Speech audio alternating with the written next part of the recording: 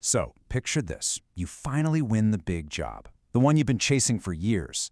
But then it's all put at risk because of accusations involving, of all things, honey, political smear campaigns, and even witness intimidation. Well, that's the story of Rutherford County Mayor Joe Carr. And it's a heck of a tale about ambition and accountability. And that really is the central question here, isn't it? How do you go from that victory speech to facing a formal censure from your own colleagues and a massive ethics probe? To get to the bottom of that, we've got to look at the journey that brought him to this point. To really wrap our heads around what's happening now, we need to trace the path he took to get into that mayor's office. And let me tell you, this was no overnight success. It was a climb that took over a decade. Okay, so his political story really kicks off in the Tennessee House of Representatives. He was there for 6 years, from 2009 to 2015, and he definitely made a name for himself in state politics. You could say this was the launchpad for some much, much bigger ambitions. And once he left the State House, man, that ambition just went into overdrive. I mean, just look at this timeline.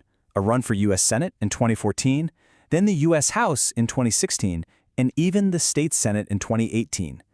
Now, each one of those was a loss, but it shows this relentless drive that eventually found its way to a victory right back home at the local level in 2022. And this is where the story really pivots.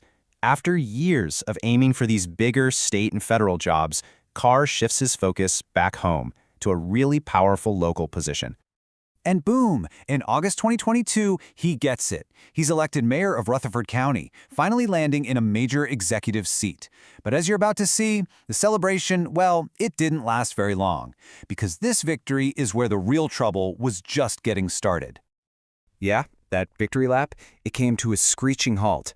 Not very far into his term, the county's own legislative body took a very public and very serious step against him. In September of 2024, the County Commission does something pretty extraordinary. They formally censure their own mayor. Now, in the world of local government, that is a huge shot across the bow. It's a direct public condemnation from the people he's supposed to be working with. So you might be asking, what exactly is a censure?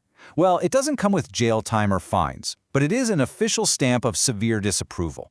The commission is essentially putting it on the public record that they find fault with the mayor's actions. It's a very powerful symbolic move. So what did he do to deserve this? Well, it all came down to a 5-year contract for waste disposal. The commission said Mayor Carr signed it without getting the green light from the county's purchasing committee. Basically, they accused him of going rogue and overstepping his authority. And the final vote was 11-8. Now that split tells its own story, doesn't it? This wasn't some unanimous decision. It shows a county leadership that's pretty deeply divided. But at the end of the day, a majority is a majority, and that formal disapproval was officially on the books. But believe it or not, the censure was just the warm-up act. The situation escalated in a huge way when a formal ethics complaint was filed, and with it came this cascade of really, really serious allegations against the mayor. The complaint against him really boils down to 5 core issues: misusing his office for personal business, trying to influence official hearings, using county resources for political attacks, retaliating against a witness, and even abusing a county department. Let's dig into a couple of these. So one of the most specific claims is, well, it's one you don't forget. The complaint alleges that the mayor's office and his county-paid staff were being used to help run his private honey-selling business. I mean, that's pretty much the textbook definition of misuse of office, using public resources for private profit. Next up is a claim of interference. The complaint says Mayor Carr tried to influence a commissioner who was about to sit on a separate ethics hearing for another official named Rob Mitchell. This is a huge deal because it's an accusation of trying to tip the scales in a process that is supposed to be impartial. And the drama with that same official, Rob Mitchell, it doesn't stop there. The complaint goes on to claim that county resources, we're talking even the county's lobbyist, were used to run a political smear campaign against him. If that's true, we're talking about a massive misuse of taxpayer money and public trust.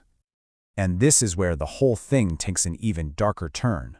Later, an amendment was added to the complaint, claiming that after it was filed, the person who brought the charges was targeted with retaliation.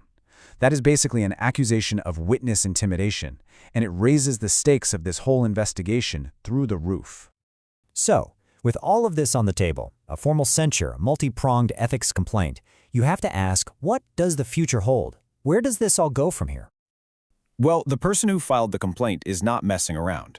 They want a full-blown investigation, and they want the findings sent to two very important places: the district attorney, who deals with potential criminal charges, and the state comptroller, who investigates fraud and waste. This is a clear signal they want this to go beyond just an ethics issue. And now we have a date. Mark your calendars. A formal hearing to go over all these explosive allegations is officially on the books for December 9th, 2025. That's D-Day. That's when the evidence will be laid out and these claims will finally be tested. So here we are. A political career built on a decade of pure ambition now just hangs in the balance. This hearing won't just decide the fate of one mayor. It's going to be a real test of the systems of accountability in Rutherford County. The question isn't just what happens next. It's whether a leader's long-sought victory can survive the intense scrutiny that always comes with power.